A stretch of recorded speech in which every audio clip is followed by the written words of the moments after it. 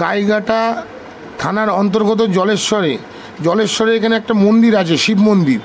এখানে জলেশ্বর পূজা কমিটি অফিসে আমি বসে আছি। পূজা কমিটি অফিসে সেক্রেটারি বলুন বা সহকারী সম্পাদক, তার সঙ্গে কাছ থেকে আমরা জেনে নেব মন্দির সম্বন্ধে নানান তথ্য এবং এই যে উৎসব তার সম্বন্ধে কিছু কথা।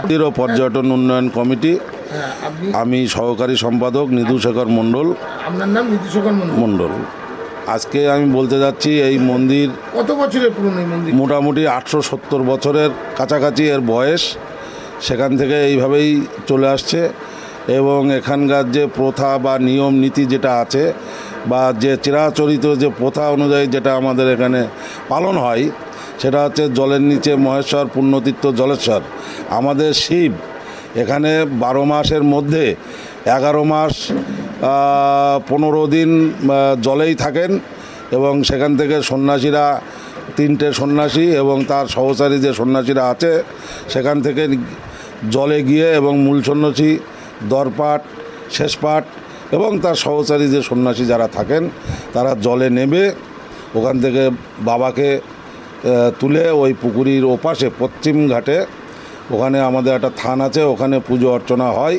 সেখান থেকে পুজো অর্চনা করে আমাদের প্রতীক্ষা মন্দির আছে, সেই প্রতীক্ষা মন্দিরে নিয়ে আসা হয়। ওখান থেকে বাবা বিভিন্ন গ্রামে আমাদের এই যে জলেশ্বর শিব মন্দির বা পর্যটন উন্নয়ন কমিটির সঙ্গে যুক্ত আছে জলেশ্বর, কেমিয়া, শিমুলিয়া, আমকুলা, বাগনা, নারিকেলা, চণ্ডীগড়, এগুলো সব গ্রাম, এগুলো গোপালপুর, এই 8টা গ্রাম আমাদের এই মন্দিরের সঙ্গে যুক্ত।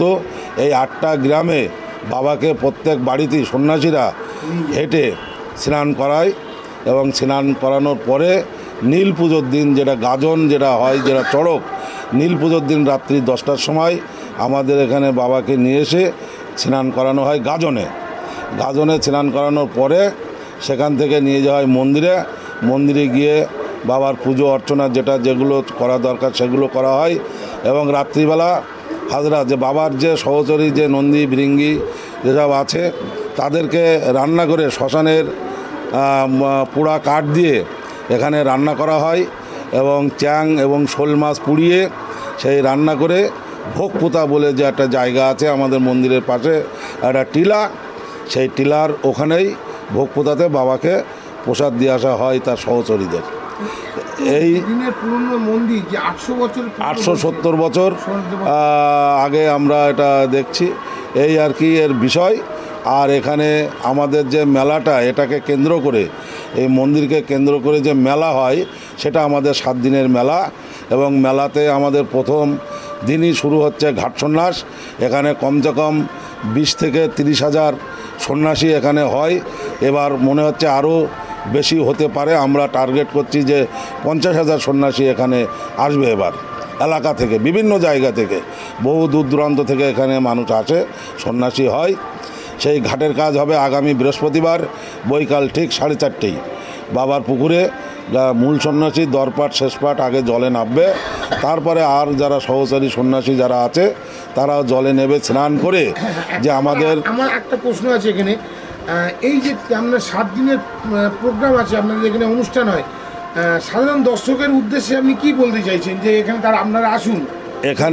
এখানে যে মেলাটা হয় সেটা আমি বলছি আপনাকে যে ওই প্রথম দিন আমাদের যেটা শুরু হয় যে শালভাঙা, খেজুর গাছে ওঠা, খেজুর গাছের মাথায় উঠে যে সন্ন্যাসীরা ঘোরে বা তাদের যে মাথার যে কাটার উপর দিয়ে যে হাঁটে, এটা একটা দেখার জন্যে, এই যে দেখাটা একটা মানুষের কাছে তারা মনে করে যে ওই জায়গাটায় গেলে এই শালভাঙাটা আমরা দেখতে পাবো। তার মানে ওই দিনে মোটামুটি লক্ষাধিক মানুষের সমাগম ঘটে যায় এখানে।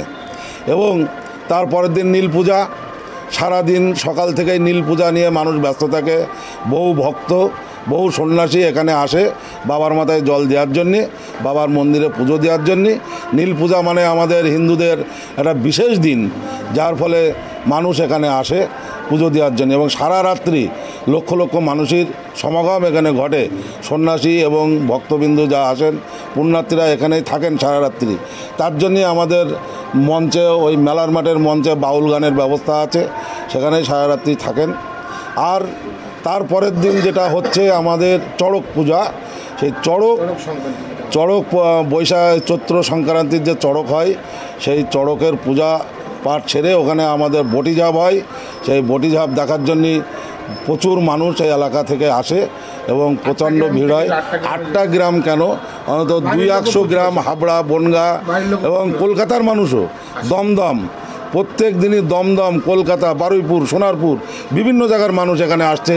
কারণ আমাদের এখানে পয়সা দিচ্ছে, পয়সা দান করছে, তারা নাম ঠিকানা লিখছে, তাতেই আমরা বুঝছি ভদ্রলোকের বাড়ি ওই দমদম, কারোর বাড়ি মধ্যমগ্রাম, কারোর বাড়ি শিয়ালদা, এরকম বিভিন্ন জায়গার থেকে মানুষ আসছে।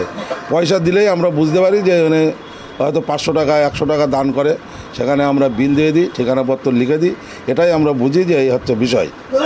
যাই হোক, এই নিয়ে আমাদের 7 দিনের যে মেলা, 7 দিন পরে তারপরে পয়লা বৈশাখের দিন আমাদের এখানে চড়ু রান্না হয়। সেই চড়ুটা আমরা 1 বছরের জন্য বাবার ওই উদ্দেশ্যে ওই চড়ুটা বটের পাতায় করে নিয়ে আমরা পুকুরের জলে রেখে দিই, সন্ন্যাসীরা রাখে।